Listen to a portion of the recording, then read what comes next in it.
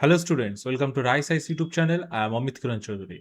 What is the importance of daily newspaper reading? And prepare your value addition note side by side. Let's see. Today's in our The Hindu newspaper in editorial page, we can see India's EV ambitions needs a grid strategy to match. We all know that very recent times government has increased fuel prices, petrol, diesels, and gas. So, what is the impacts? UPC asks the impacts of any government policy, impacts of any incidents occurred in our surroundings, in our country, in the world. So, what is the implications?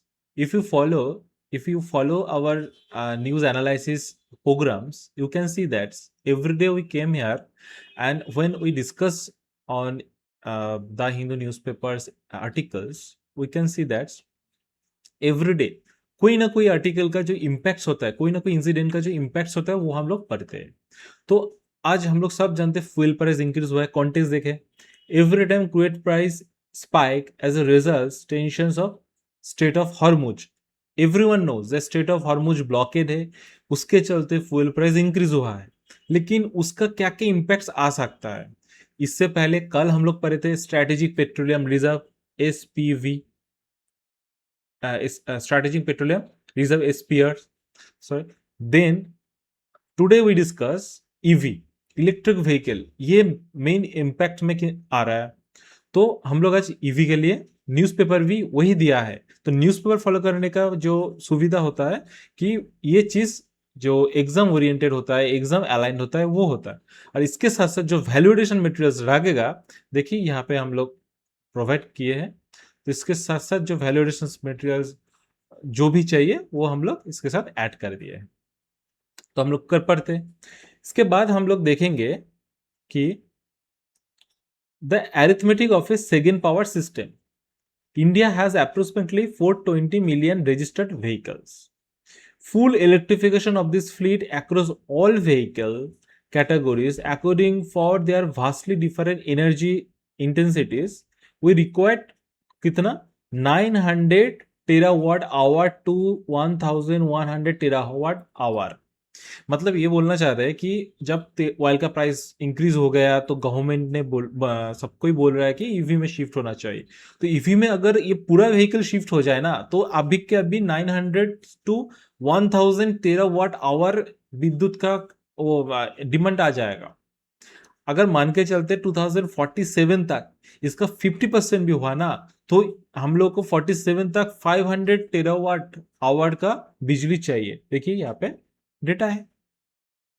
तो अभी का क्या status है हम लोग देख लेते हैं. यहाँ पे आता है हम लोग का वैल्यू एडिशन मटेरियल.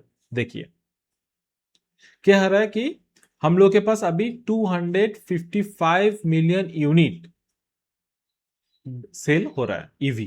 ईवी कितना सेल हो रहा है? 2.55 मिलियन. 2 मिलियन मतलब 20 लाख, मतलब 25 लाख तक हम लोगों का गाड़ी सेल हो रहा है. उसमें से ज्यादातर टू व्हीलर ही आता है. इसके बाद हम लोग देखेंगे कि 25% ईयर ऑन ईयर ग्रोथ है. Good growth. EVs now account 8.64% of total automotive registrations in India compared to 7.7% in the previous year. Total जितना व्हीकल रजिस्टर्ड है उसमें से 8.64% EV है. ओके. नेक्स्ट हम लोग डेटा का जाएंगे. उसमें है कि India has 420 million registered vehicle. अगर ये सबको इलेक्ट्रिफिकेशन किया जाए, जो मैंने अभी डिस्कस किया, 900 to 1000 टेरावाट आवर विद्युत चाहिए होगा. नेक्स्ट में क्या बोला है? अच्छा, मैंने पहले ना ये जो जो इंपॉर्टेंट चीज है मैंने मार्क करके रखा था, क्योंकि all things are not important. ठीक है, जो जो पॉइंट, जो जो लाइंस इंपॉर्टेंट है for UPSC point of view, I already mark that.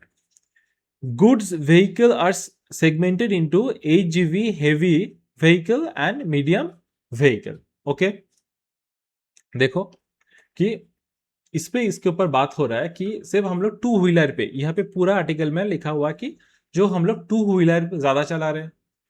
EV के नाम पे जितना भी ईवी का रिकॉर्ड हम लोग देखेंगे सब टू व्हीलर और three wheeler. We all know that totos e rickshaws are there in our locality, but actual progress will happen when heavy vehicle. Heavy vehicle means transport vehicle है ना, तो वो ट्रांसपोर्ट व्हीकल और मीडियम जो इधर देखिए यहाँ पे है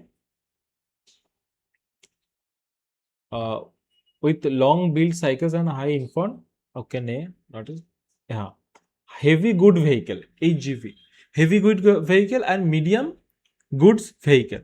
तो HGV एंड MGV जब इलेक्ट्रिक पे शिफ्ट होगा तब जाके असली प्रोग्रेस होगा. ये कैसे बोल रहे हैं? अगर यहाँ पे एक डेटा देखा जाए, मैं मार्क करके रखा था कि a single heavy good vehicle जितना कार्बन निकलता है ना, वो 25 तो पैसेंजर व्हीकल का समान है. तो हम लोग ईवी अगर नॉर्मल कार को भी कर देना, अगर हेवी व्हीकल को नहीं टारगेट किए, हेवी व्हीकल को हम लोग इलेक्ट्रिक नहीं कर पाए, तो there is no conclusion, there is no result. We can see, okay. So we need to electrify our goods transport system, okay. But there is issues. What is those issues? देखो यहाँ पे ये दे रहा है कि क्या क्या प्रॉब्लम्स आ रहा है. तो जो ऑलरेडी विजिबल्स क्या है, सेवरल स्टेट में प्रॉब्लम्स आ रहा है क्या? देखो, जो डिपोर्ट होता है ना, जहाँ पे माल जो होता है, गाड़ी होता है, गुड्स जो कार होता है, वो जहाँ पे रुकते हैं वहाँ पे प्रॉपर इलेक्ट्रिक का जो चार्जिंग स्टेशंस नहीं है, वो लैक्ड है.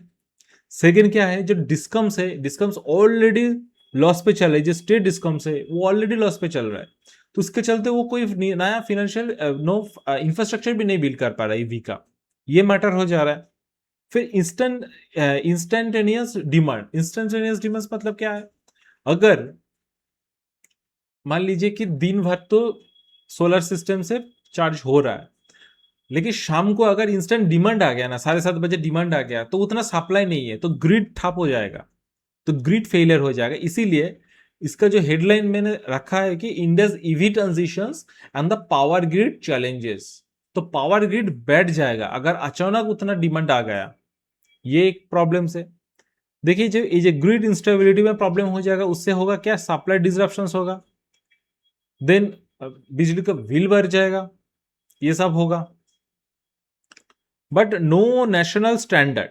इवन जो स्टेट का, हर स्टेट अपना अपना ईवी पॉलिसी लाया है. कोई नेशनल कोई पॉलिसी नहीं है, कोई नेशनल स्टैंडर्ड नहीं बना है ईवी चार्जिंग रिलेटेड. कुछ भी जो टैरिफ हुआ, मतलब उसका जो चार्जेस हुआ, इस सब वगैरह में कैसे सेटअप किया गया, तो वो एक नेशनल पॉलिसी नहीं है. ये एक इश्यूज है. हम लोग क्या करेंगे, ये न्यूज़पेपर ने दिया, हम लोग क्या थोड़ा देख लेते हैं क्या क्या है. देखिए, instantaneous peak demand and green instability. देखिए, upstream energy mix, this is a value addition. What is this?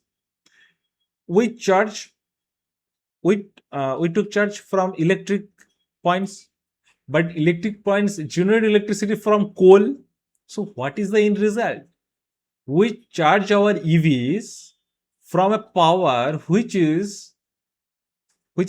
created through burning coal, burning fossil fuels. So what is the end result? Is this any environmental benefits? No, there is not environmental benefits. Even we imported coal. Not this is not homemade or homegrown, home produce. These also imported. So there is no actual benefits.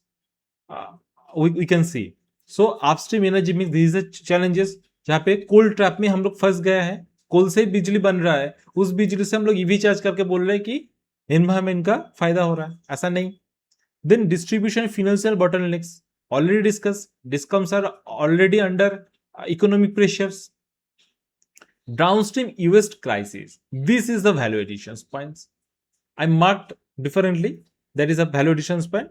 Upstream energy mix and downstream US crisis are other points are in our newspapers. We added these things. Downstream US crisis के downstream में ना end result. In downstream होता है, upstream होता है शुरू में, downstream होता है एंड में. एंड में क्या हो रहा है, सबके पास ईवी कार आ गया, बैटरी का लाइफ खत्म होगा ना एक दिन. बैटरी का लाइफ जब खत्म हो जाएगा तो फेंकेंगे कहाँ? रिसाइकल तो कोई पॉलिसी नहीं है, तो कहाँ पे बनेगा? तो वेस्टेज क्रिएट हो जाएगा. तो डाउनस्ट्रीम ई वेस्ट क्राइसिस, तो क्या होगा, ई वेस्ट क्राइसिस क्रिएट हो जाएगा. अब नेक्स्ट में कुछ चीज बोला गया. क्या क्या चीज बोला गया देखते हैं. देखो यहाँ पे क्या है. देखो कुछ कुछ चीज बोलने के लिए बोला कि 2 पॉइंट्स मेंशन करो जो what the grid actually needs, grids को क्या चाहिए। जो ग्रिड ठप से हो जाएगा उसको शेयर वॉल्यूम्स बोलছে hundreds of terawatt hours new supply चाहिए। अभी बहुत इलेक्ट्रिसिटी प्रोडक्शंस चाहिए जो 100 ऑफ टेरावाट आवर्स उसको दे पाए। सेकेंड क्या चाहिए, रिलायबिलिटी चाहिए। रिलायबिलिटी किस चीज का, जो फ्रेट, जो मालवाही फ्रेट, जो बड़ा बड़ा लॉरीज जो होता है ना, उन लोगों को क्या चाहिए, एक रिलायबल चार्जिंग स्टेशन चाहिए। अगर वो कोलकाता से माल लेके सिलीगुड़ी नॉर्थ बंगाल जा रहा है, अगर वो जानते हैं कि मिडिल पे मुझे पूरा 50 किलोमीटर बीच बीच में मुझे चार्जिंग स्टेशन मिलेगा कि 100 किलोमीटर बाद बाद चार्जिंग स्टेशन मिल ही जाएगा, तो उसको मतलब उस बिजनेसमैन को ईवी का गाड़ी खरीदने में प्रॉब्लम नहीं है। लेकिन अगर उसको नहीं मिलेगा, एक रिलायबल ऐसा कोई पॉलिसी नहीं बनेगा, ये रोड कॉम्प्लीटली ईवी रोड है, अगर ऐसा पॉलिसी नहीं रहेगा, ऐसा स्टेबिलिटी नहीं दिखाया जाएगा, तो वैसा कभी भी वो शिफ्ट नहीं हो पाएगा। तो स्टेबिलिटी चाहिए और अराउंड द क्लॉक पावर चाहिए। ऐसा नहीं कि चार्जिंग स्टेशन है लेकिन पावर्स नहीं है, लेकिन नहीं, 24/7 वहां पे पावर रहना चाहिए। ऐसा मैकेनिज्म हम लोग को बिल्डअप करना चाहिए। आप देखेंगे कि गवर्नमेंट क्या क्या इनिशिएटिव्स ले आए, यहाँ पे गवर्नमेंट इनिशिएटिव्स नहीं है। इसके बाद वो लोग थोड़ा वे फॉरवर्ड की तरफ जा रहे हैं। तो हम लोग देख लेते हैं अपने हिसाब से कि क्या क्या गवर्नमेंट इनिशिएटिव्स लिया है।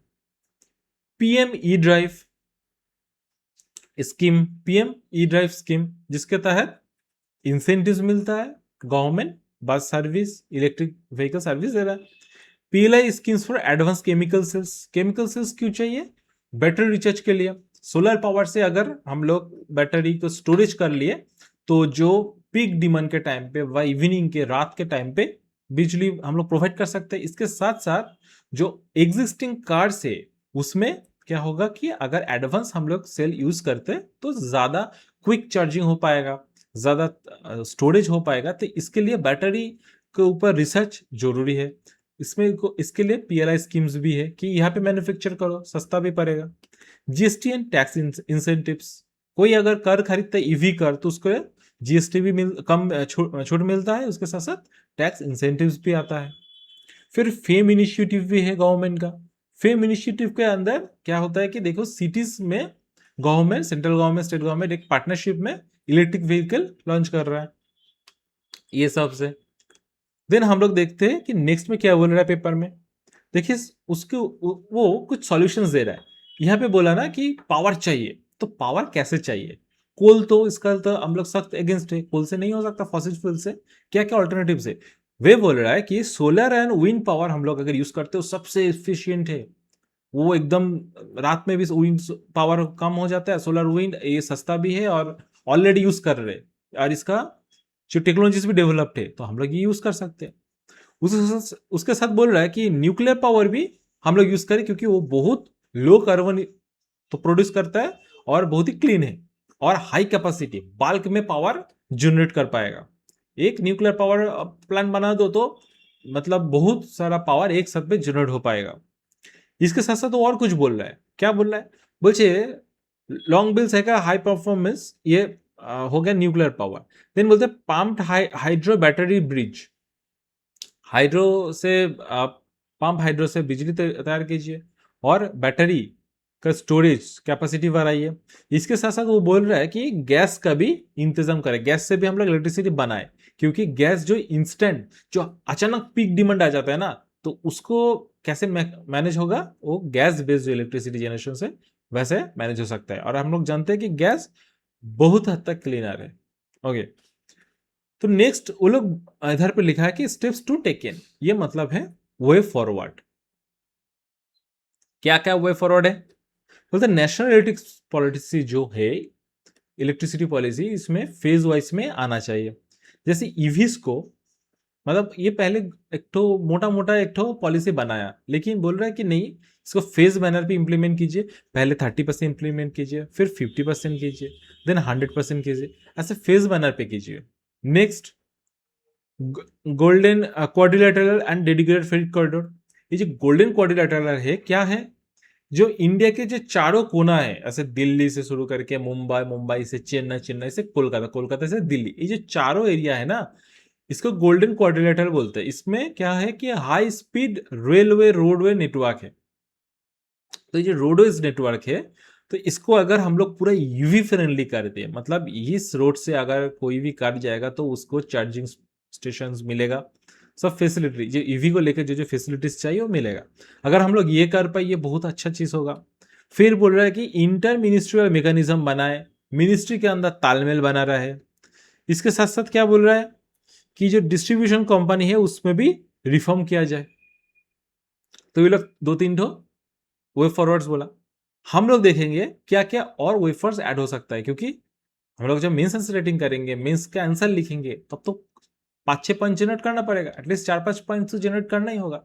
देखिए इंटीग्रेटेड कैपेसिटी प्लानिंग जो बोल रहे थे कि फेज वाइज करो, पहले 20% करो, उसके बाद 30% करो, तो ऐसे ऐसे करके फेज वाइज आप इंप्लीमेंट करो। Then mandate smart charging standards, जो चार्जिंग स्टैंडर्ड है, जो बोले कि हर हर स्टेट अपना अपना कर रहा है, लेकिन ऐसा नहीं होगा। You have to make a standard procedures, national procedure, जहां पे जो स्मार्ट चार्जिंग स्टैंडर्ड है उसका एक स्टैंडर्डाइज किया जाएगा।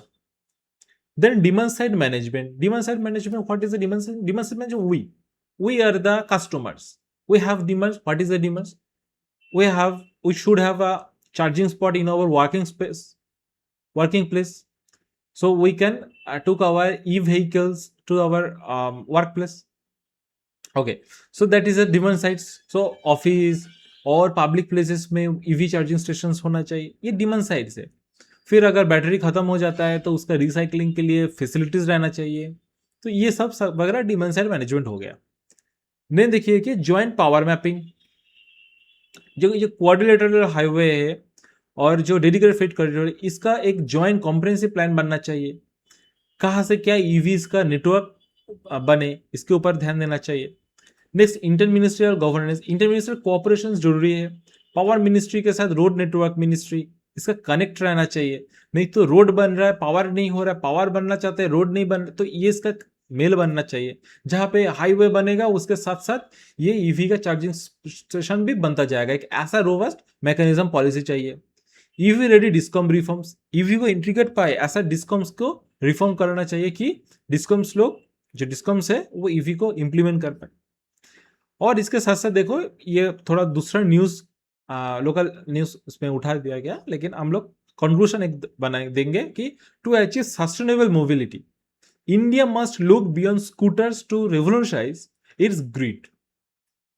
हम लोग टू व्हीलर से आगे जाना पड़ेगा, हम लोग ग्रिड तक पहुंचना पड़ेगा, हम लोग को ग्रिड को पावर जनरेट करना पड़ेगा, उसको ठीक से प्रॉपर डिस्ट्रीब्यूट करना पड़ेगा डिस्कम्स के थ्रू, और प्रॉपर जो डाउनस्ट्रीम मैनेजमेंट से, जैसे हो गया charging spots, locally charging spots रखना, और जो बैटरीज, जो उसका जो एंड लाइफ के बाद उसका रिसाइकलिंग करना, इस सब के ऊपर ध्यान देना पड़ेगा।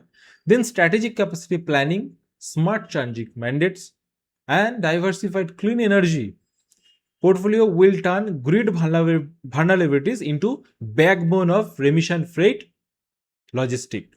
तो हम लोग का जो फ्रेट लॉजिस्टिक्स है, जो हम लोग जो ईवीज चाहते हैं, तो वो एकदम क्या होगा, एमिशंस फ्री बन जाएगा।